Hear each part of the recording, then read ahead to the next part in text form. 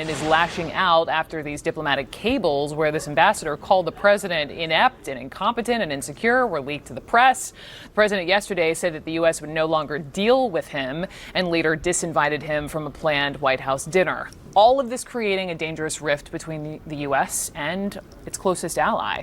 So with me now, Democratic presidential candidate and former U.S. Congressman John Delaney. Congressman Delaney, a pleasure. Thanks for swinging by CNN. Thank you. So when you hear the ambassador's words, inept, incompetent, and insecure, you agree with him describing President Trump? I do think it's a pretty accurate description, but I think the president's response is terrible. I mean, the president is kind of a norm-destroying president.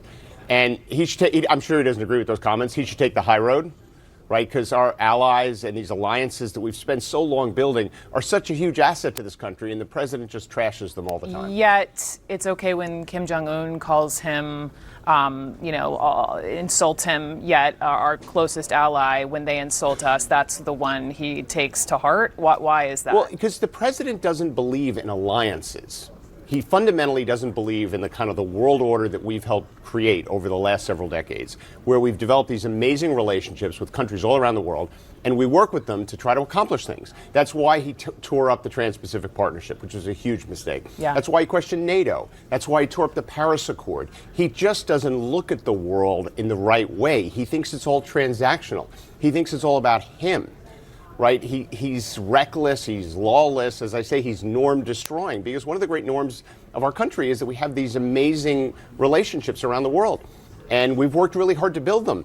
And we've done it for our own self-interest, quite frankly, right? Because having these alliances really helps us lead around the world. And that's what we have to get back to in 2020. We need a president who wants to lead on all the important conversations around the world and work with our allies to do it. How about this conversation about Labor Secretary Alex Acosta, who you are part of this growing chorus of Democrats saying the guy has to resign. He clearly has to resign. He has to resign. President Trump was asked about this at the White House just a bit ago, and he said that he feels badly for him.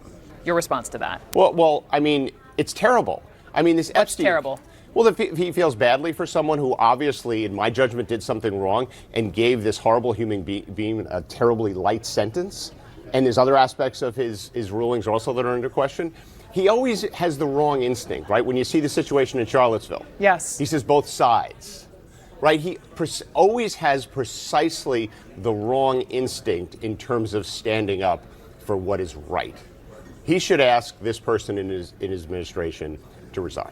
He should. He should. Obamacare. I was just talking to Javier Becerra over in the state of California, the AG over there. The courts are hearing the case today. You are the only guy up there as this, former healthcare finance executive. Right. You know a thing or two about the healthcare industry. And so let's just say that you are not the final candidate standing. But you want to have your mark on this really important discussion on policy in this country. Right. What do you want that to be? Again, as you said, I'm the only person who has any experience in the healthcare industry who's running for president. What we should do is the first thing we should do is fix the Affordable Care Act, because it was a good law. I hate that so many Democrats called incremental progress. I think it was historic progress, and I think that's a huge disservice to President Obama.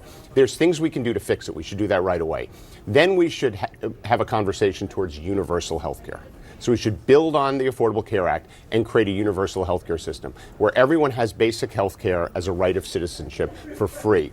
But what we shouldn't do is make private insurance illegal. That's a terrible idea. We will lose to Trump by 10 points if we run on that, because half the American people have private insurance. For many Americans, it's the most important aspect of their lives. Yeah. And it's also bad policy. It'll take a lot of resources out of the healthcare industry and result in reduced quality and access. So keep that option. Yes, I mean, isn't that obvious? Yeah. I mean, if the government... Not to all the candidates and not to some people in this country, but I hear you. But think about this. If the government plan that we create is so great, then people will migrate off the private insurance. So why do we have to be the party of subtraction? Why do we have to go around and tell the American people we're going to take away something you have? Why don't we be the party of addition and take these uninsured Americans and make sure they get coverage? I want to ask you about House Speaker Nancy Pelosi, as she's been taking jabs at some of these freshman members of Congress, including Alexandria Ocasio-Cortez, after a number of them voted against the border bill, saying it wouldn't have gone far enough. Right. My question to you is, with regard to the House Speaker, is that really helpful? I'm a big Nancy Pelosi fan, so I'll start with that. I think she's one of the most impressive people that I've actually ever met in my life. And I really do. And I think she's handling her position extremely well. In many ways, she's the only person protecting our democracy. I think what a lot of us running for president should be doing is supporting Speaker Pelosi.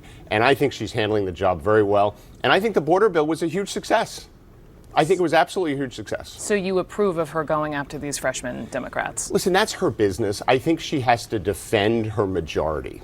Because we have to remember, we took control of the House of Representatives, which was unbelievably important because it put a check on the president. We did it with 40 new members who flipped Republican districts. That's the whole story of the 2018 midterm, right? How those people did it. That's our roadmap for 2020. Those folks ran on solutions, solving problems, bringing people together, jobs, infrastructure, fixing healthcare.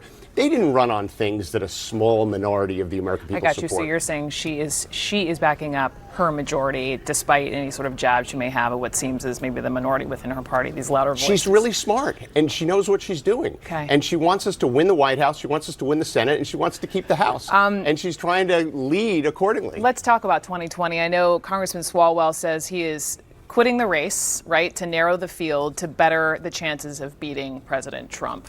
Do you agree that he should be doing that? And do you think perhaps you could take a page out of his playbook?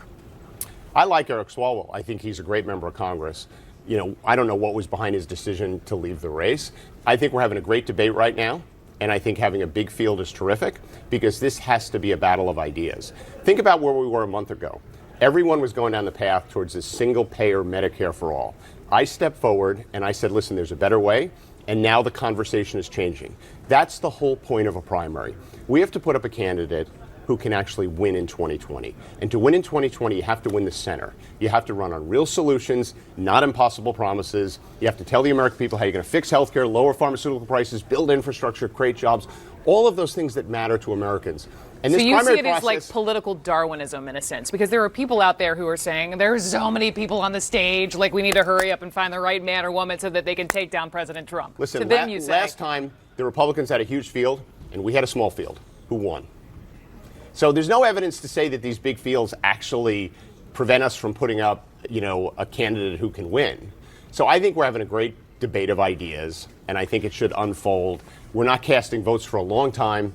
We just had the first debate, right? You all are going to have the second one in Detroit, which, by the way, I think is a great setting for the next debate. Yeah. You can tell the whole story of America in many ways through what's happened to Detroit across the last several decades. So I think it's early. We should be talking about ideas. We should be talking about who can beat Trump, who can capture the center, who can actually start solving some of these problems, and who can get America working again. Last quick question, because you are friends with Mr. Steyer. He's just now jumping in. What do you think of that? Tom and I are good friends, right? We've had a long-term relationship in business. I like Tom a lot. Again, I think this is a battle of ideas. I think I'm the right person to be the president of the United States. I'm the only person running with experience in business as an entrepreneur and experience in government. All of his impeachment talk? Is that good for the Democrats? My point is we should be backing Nancy Pelosi. So Tom and I are in a different spot on that. Okay. John Delaney. Thank Pleasure. you. Thanks for having me. Thank you very much. Good luck. See you in Detroit, Thanks. right? Yep.